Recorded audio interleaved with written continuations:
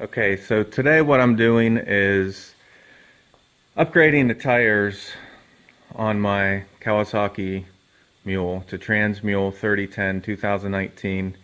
If you haven't seen my review of the machine, you can do that. I have a video if you look up Kawasaki Mule review, or I can attach a link to it. Basically, it's when I first got it, I was plowing with it, did a little bit of review, and the main issue is the ground clearance.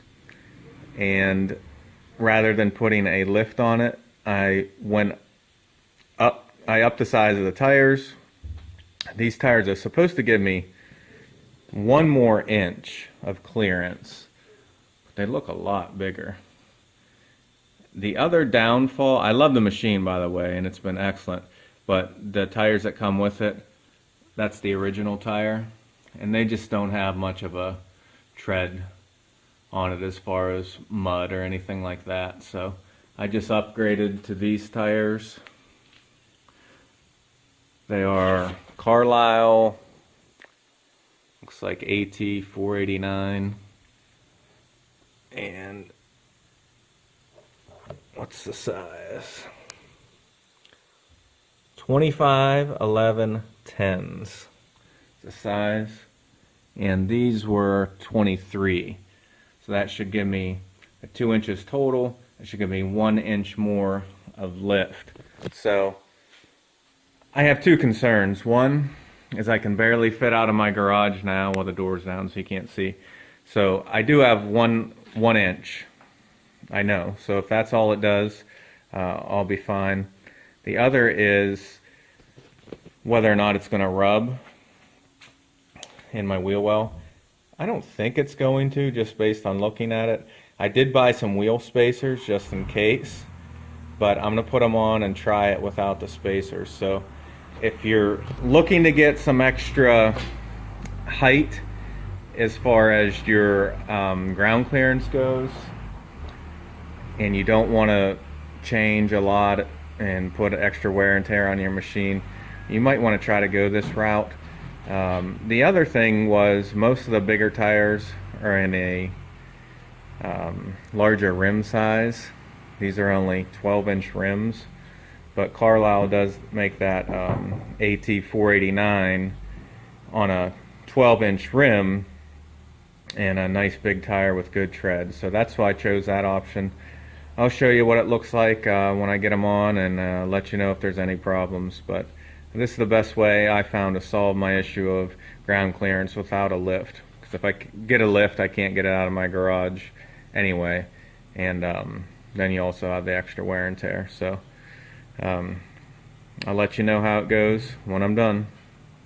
So the tire project was a big success. I didn't need my wheel spacers, and I was able to get out of my garage. So I'm just going to come behind the house and just show you guys the difference the tires made, especially the tread. Before I had a type of, or if you're talking about tractor, it'd be like an industrial tread / turf tire, and now I have, it's not a mud tire, but it's more aggressive. So it definitely helped. It's going to give me 1 inch of clearance, which is the reason I did everything. But I didn't want to make a lot of aftermarket upgrades, and I didn't really want to change rims if I didn't have to. So I kept the 10-inch rim, went with the 2-inch bigger tire. Remember, 2 inches is going to give you 1 inch lift. The area above the rim on the top, that's not helping you. It's what's underneath. So 2 inches for 1 inch. And I'll show you the definite benefit I noticed in the traction right away. I have this creek that goes through my yard. There's a bank on the other side. I always needed 4-wheel drive before.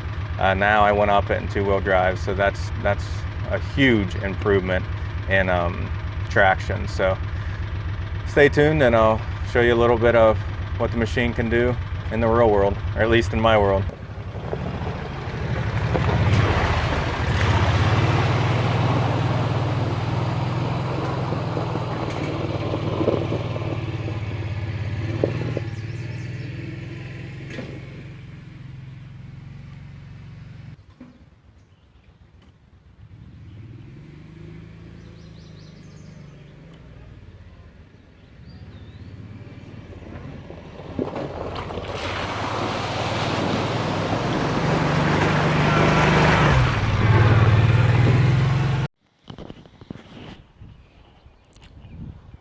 Okay, so it's definitely a success. I gained a lot of traction.